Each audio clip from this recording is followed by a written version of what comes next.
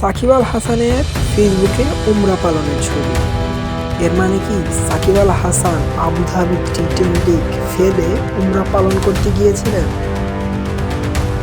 নিজের ফেসবুক পোস্টে বাংলাদেশের মানুষ এবং বাংলাদেশ যাতে সেফে থাকে তার জন্য দোয়া করেছেন সাকিব আল হাসান।